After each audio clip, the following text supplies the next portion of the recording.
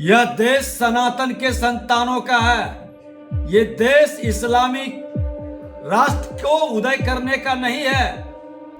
देखिए, विनाश काले विपरीत बुद्धि, ये लगातार शिक्षा विभाग को और शिक्षकों को अपमानित करने का, डिमोरलाइज करने का, हतोत्साहित करने का और तुष्टीकरण की राजनीति इतनी चरम पर है कि उस तुष्टीकरण में ये खुल करके हिंदुओं के पर्व त्योहार की छुट्टियां, तीज का, महिलाओं का तीज का, जितिया का, रक्षाबंधन का छुट्टी समाप्त कर दिए और ईद बकरीद का छुट्टी बढ़ा दिए।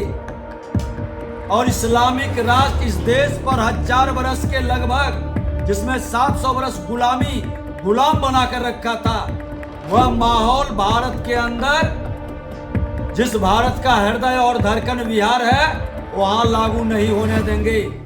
जिस तरह से हिंदुओं के जो पर्व हैं उनकी छुट्टियों में कटौती की गई है, वहीं मुस्लिम वर्ग के जो पर्व हैं उनमें छुट्टियां बढ़ा दी गई हैं, इसको लेकर आप लोगों का क्या स्टैंड है?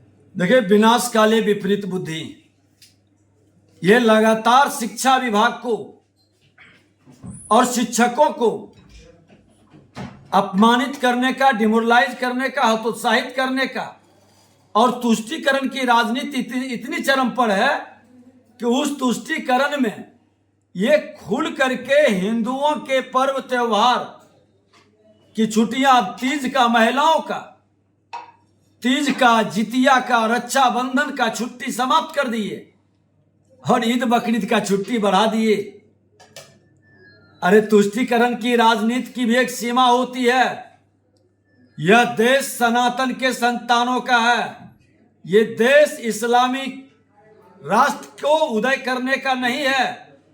और इस्लामिक राष्ट्र इस देश पर 1000 वर्ष के लगभग, जिसमें 700 वर्ष गुलाम बनाकर रखा था, वह माहौल भारत के अंदर, जिस भारत का हृदय और धड़कन बिहार है, वहां लागू नहीं होने देंगे।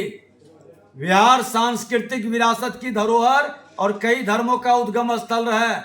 उसमें इस्लाम की तुष्टीकरण का कहीं कोई जगह नहीं है और इस्लामिक तुष्टीकरण करने वाले मानसिकता के लोगों की विदाई तय है।